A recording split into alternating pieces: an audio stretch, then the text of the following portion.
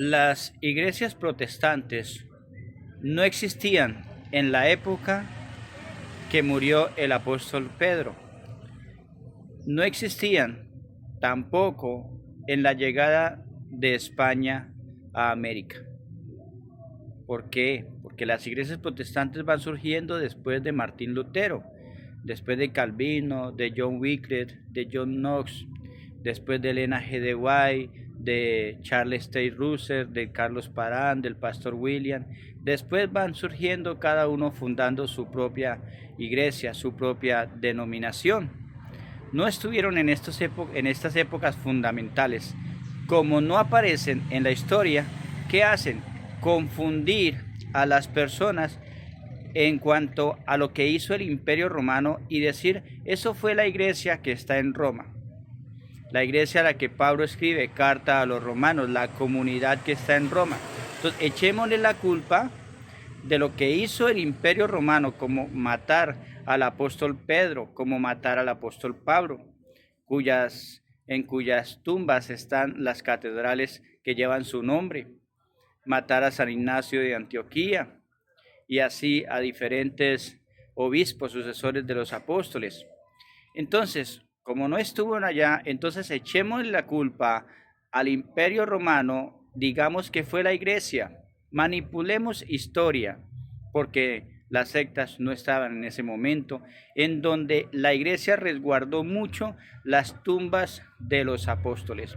Inicialmente lo que hoy conocemos como catedrales, parroquias, con los nombres de los líderes, con los nombres de nuestros padres apostólicos, inicialmente eran tumbas.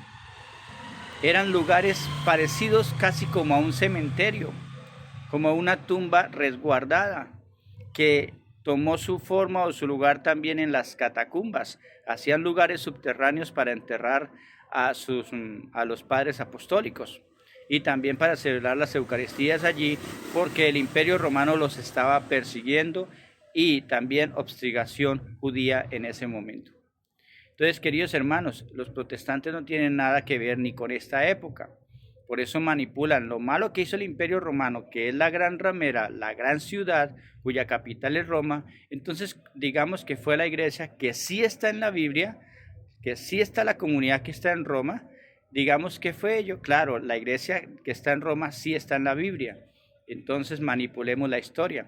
Ahora, dice Romanos, San Pablo dice en Romanos 15, 28 y 24, que después de estar con ustedes, o sea, en Roma, partiré a España.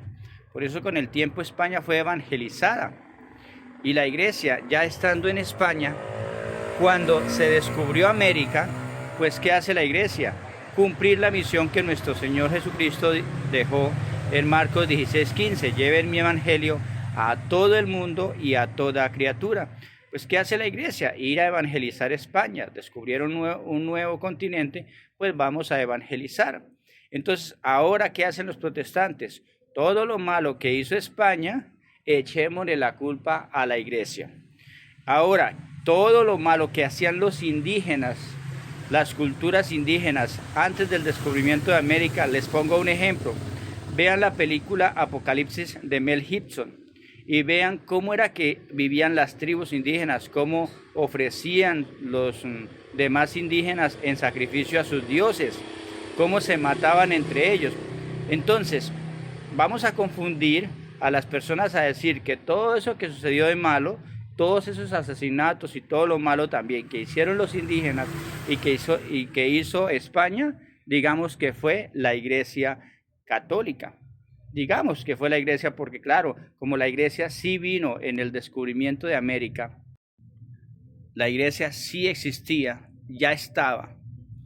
Cuando existió el descubrimiento de América, la única iglesia que había era la iglesia católica, ya estaba. Entonces ahora manipulemos la historia. Ahora dejemos a un lado lo bueno que hizo la iglesia.